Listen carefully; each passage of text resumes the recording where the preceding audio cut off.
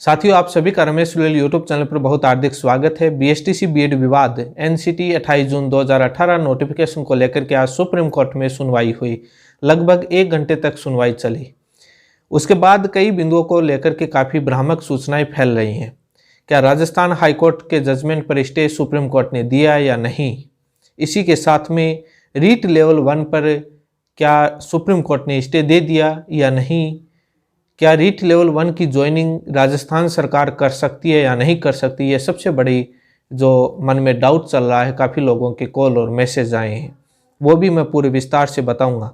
Supreme court ने आगे कब डेट दी है जिस तारीख को सुनवाई होगी, कई तरह की भर्ती पर स्टे को लेकर के, और कुछ विपक्ष की तरफ से भी सवाल उठाए जा रहे हैं, और एनसीटी, भारत सरकार और बीएसटीसी और बीएड की तरफ से कौन कौन से वकील पैरवी करने वाले थे। इन तमाम बिंदुओं को लेकर के इस वीडियो में पूरे विस्तार से मैं चर्चा करूंगा। वीडियो को शुरुआत से लेकर के अंत तक देखिए, कई महत्वपूर्ण बिंदुओं पर आपको जानकारी मिलेगी। जो भी साथी मेरे इस चैनल पर पहली बार आए, चैनल को सब्सक्राइब करें ताकि बीएसटीसी बीएड विवाद और तमाम भर्तियों से संबंधित आपको जानकारी तुरंत मिले। साथियों, सबसे पहले आज सुप्रीम कोर्ट के सुनवाई को लेकर के स्टेप वाइज चर्चा करते हैं।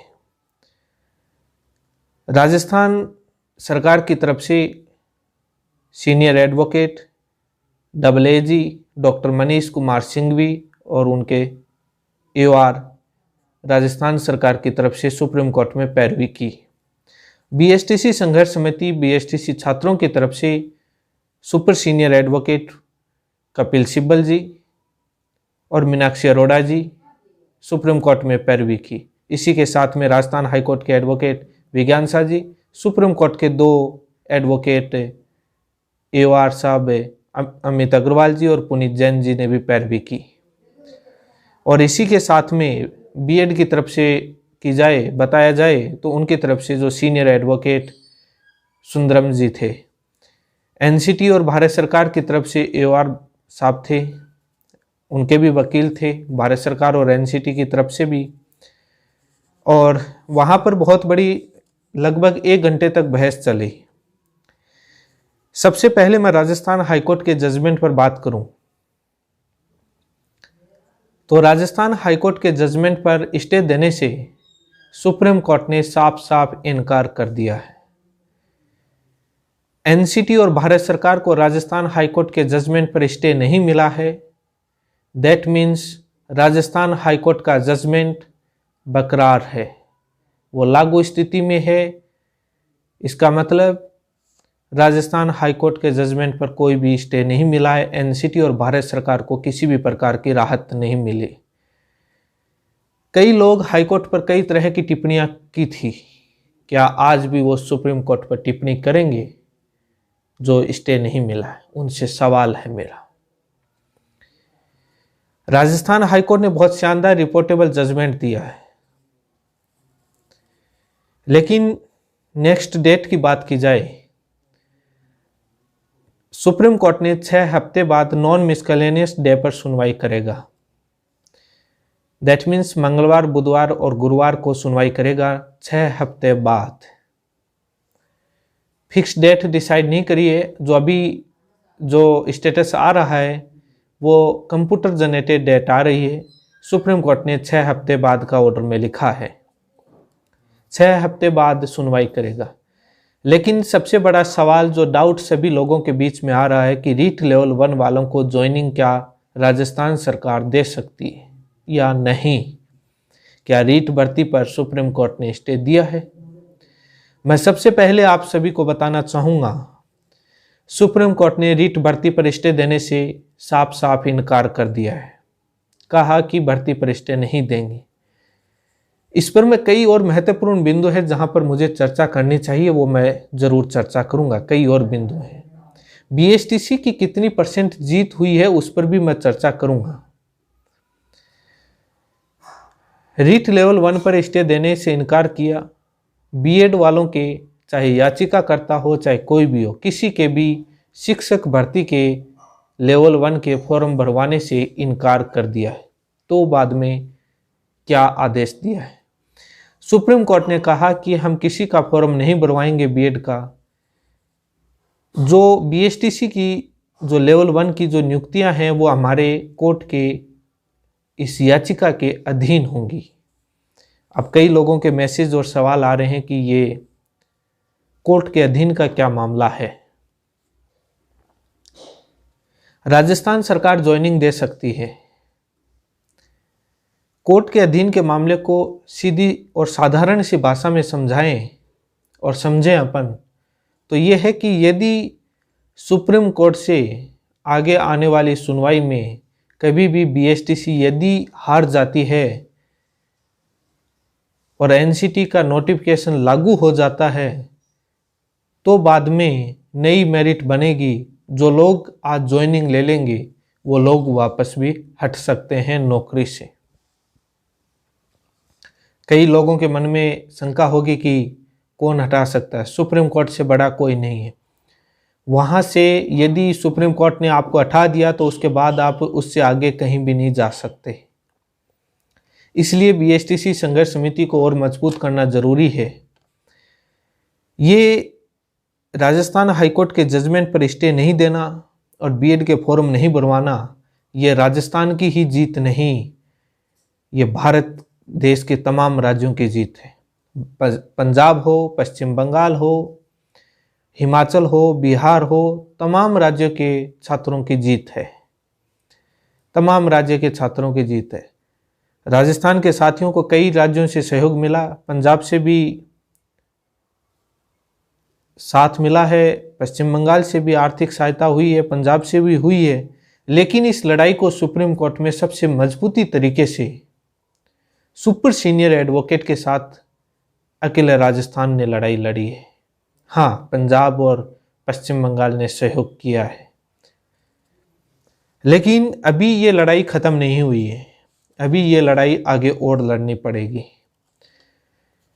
ये एक इंडिकेट जरूर है आज सुप्रीम कोर्ट से कि एक भारत सरकार और एनसीटी को राजस्थान हाईकोर्ट के जजमेंट पर स्टे नहीं दिया। यदि कहीं ना कहीं कोर्ट को उचित लगता तो स्टे देती या बीएड के फॉर्म भरवाती। ये इंडिकेट जाता है कि बीएसटीसी जीत रही है।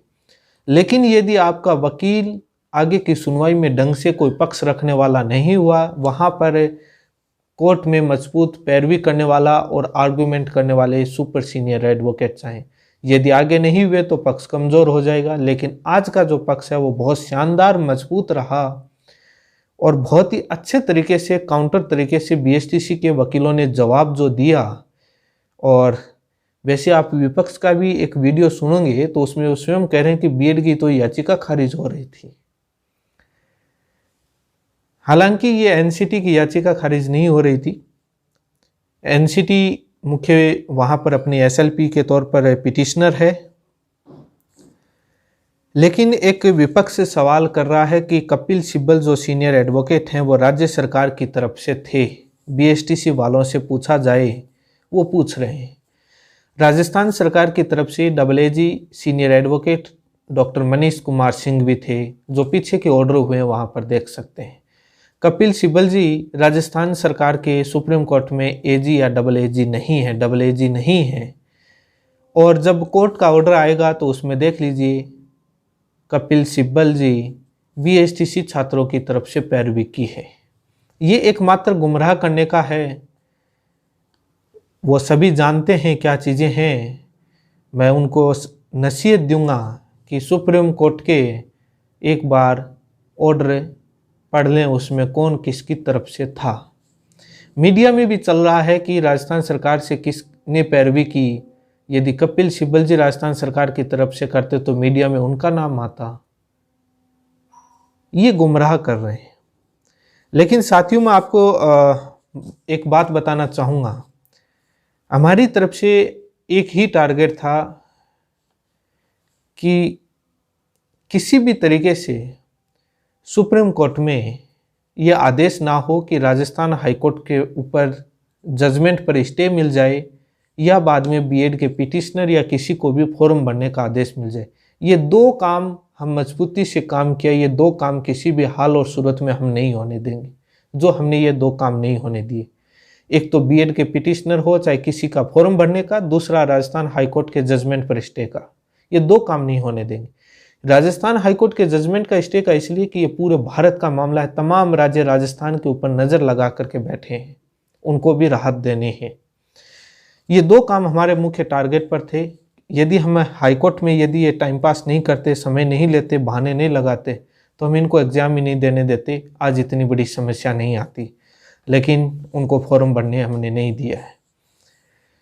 लेकिन बीएसटीसी वाले साथियों को मैं कहना चाहूँगा, अभी जो कुछ सीढ़ियाँ अपने पार की हैं चढ़ाई के लिए, अभी कुछ सीढ़ी बाकी हैं। उसके लिए आपको मजबूती से अभी सुप्रीम कोर्ट में केस लड़ना होगा। इसके लिए आपको बिल्कुल भी अभी जो भी साथी चयनित हो रहे हैं, राजस्थान सरकार आपको ज्वाइनिंग दे सकती है, किसी प्रकार की दिक्कत नहीं है। बट जो सुप्रीम कोर्ट में एसएलपी लगी हुई है उसके अधीन देगी। यदि बीएसटीसी सुप्रीम कोर्ट से जीत जाती है तो आपकी ज्वाइनिंग पर किसी प्रकार की आंच नहीं आएगी, आप ज्वाइन करेंगे, जिंदगी भर नौकरी करेंगे। यदि सुप्रीम कोर्ट से बीएसटीसी इनकेस हार जाती है तो बाद में आपको ज्वाइनिंग से रिमूव भी हो सकते हैं, क्योंकि उस समय बाद में बीएड को मिला करके नई मेरिट बनेगी, उसमें यदि आप हुए तो बाहर हो सकते हैं। मैं उम्मीद करता हूं कि आप उसी तरीके से सहयोग और उसी तरीके से मदद करें जिस तरीके से अभी तक करते आए हैं, ताकि आगे भी सुप्रीम कोर्ट से बीएसटीसी जीते। लेकिन साथियों, मैं आज सुप्रीम कोर्ट से सबसे बड़ी अपडेट ये हुई, वहाँ सुनवाई के दौरान एनसीटी 1993 का अधिनियम धारा 8C की बिल्कुल भी चर्चा नहीं हुई। ये सेक्शन 8C यूट्यूब पर बहुत ज़्यादा चर्चा हुआ, टेलीग्राम ग्रुप में इस धारा का बहुत ज़्यादा चर्चा हुई, लेकिन दुर्भाग्य है कि सुप्रीम कोर्ट में बहस के दौरान सेक्शन 8C का चर्चा नहीं हुआ। इतनी बड़ी धारा मजबूत होने के बाद उस धारा की चर्चा कैसे नहीं हुई, ये बड़ा गंभीर और चिंता का विषय है। इस पर विश्लेषण करेंगे। लेकिन साथियों, बीएसटीसी का केस और मजबूत करना है। 6 हफ्ते बाद सुनवाई होगी, उसके लिए उसी प्रकार से सुपर सीनियर एडवोकेट उतरें और मजबूती से आपका केस लड़ें, आप सहयोग करें समिति का। जो चयन होकर के जो ज्वाइनिंग लेटर ले रहे हैं वो किसी भी प्रकार से ये ना समझे कि अब हमारा कोई कुछ नहीं बिगाड़ सकता। अभी भी बिगड़ सकता है यदि आपने लूजनेस रखी। जो सत्य है मैं कड़वा बोलता हूँ, क्योंकि ये एक्चुअल फैक्ट है हाई कोर्ट से, सुप्रीम कोर्ट से, क्योंकि उन्होंने अपने अंडरटेकिंग में लिया है मामले को पूरे को। अंडरटेकिंग में याचिका अधीन ही रखना होता है और उस अंडरटेकिंग के मामले में सभी को सावधान रहना जरूरी होता है। लेकिन ये उस सुनवाई के दौरान ये साफ तौर पर वैसे रुख नज़र आ गया था। आज के समय, आज की स्थिति में ये था कि बीएसटीसी जीतेगी, लेकिन आगे यदि आपने कोई कमजोरी रख दी, वहाँ पर उस समय जब होगी तो उस प्रकार से जो आर्गूमेंट होगी उसमें यदि कोई आपका सुपर सीनियर नहीं हुआ, उस आर्गूमेंट का जवाब नहीं दे पाया, तो आपका केस कमज़ोर हो जाएगा। इसलिए वहाँ पर मजबूती से पैरवी हो, इसके लिए आप समिति को सहयोग करें। बाकी सभी बीएसटीसी छात्रों का धन्यवाद। कई तरह की समस्याएं आती हैं, कई तरह के आरोप और प्रत्यारोप लगते हैं, क्वेश्चन मार्क भी लग जाते हैं, लेकिन आप सभी के सहयोग से आज इतनी बड़ी जीत मिली है। हमारा एक टारगेट था कि राजस्थान हाईकोर्ट के जजमेंट पर किसी भी हाल में स्टे नहीं आने देंगे और बीएड के फॉर्म भरने का आदेश नहीं होने देंगे। इन दो चीज़ों पर हम जीत हासिल करी है। फाइनल फैसले की भी उसी प्रकार से मेहनत करेंगे। उम्मीद करते हैं कि उसी प्रकार से मेहनत की जाएगी और उसी प्रकार से सहयोग मिलता रहेगा। और रीट भर्ती प्रक्रिया पर किसी प्रकार का स्टे नहीं है। डाउट पुनः क्लियर कर देता हूँ, आपकी ज्वाइनिंग हो सकती है, होएगी, हो सकती क्या है, कोई भी नहीं रोक सकता, लेकिन सुप्रीम कोर्ट के अंडरटेकिंग में। इसलिए उस केस को और मजबूत बनाए। जो चयन हो रहे हैं वो फर्स्ट सैलरी बीएसटीसी संघर्ष समिति को दें। मैं उम्मीद करता हूँ कि 1 नहीं, 2 नहीं, 5-5 सीनियर एडवोकेट उतार सकें और एक इतिहास राजस्थान की तरफ से रचा जा सके। उम्मीद है कि आप अपनी इस बातों पर खरा उतरेंगे और इसी प्रकार से सहयोग बना रहेगा। ये अकेला एक राजस्थान का नहीं है, मामला पूरे देश का है और कई राज्यों का मामला है। राजस्थान हाईकोर्ट के जजमेंट पर स्टे नहीं आना एक बहुत बड़ी अहम बात होती है। आज ये इस बात की चर्चा जब कानूनी गलियारों में चर्चा की जाती है कि भारत सरकार और एनसीटी की एसएलपी पर स्टे नहीं मिलना बहुत बड़ी बात होती है। कहीं ना कहीं राजस्थान हाईकोर्ट का जजमेंट बड़ा स्ट्रॉन्ग है। बीएसटीसी छात्रों के एविडेंस और उनकी फाइल बड़ी मजबूत है और उनके आर्गुमेंट बड़े मजबूत नजर आए। इसी के साथ आप सभी का बहुत बहुत धन्यवाद।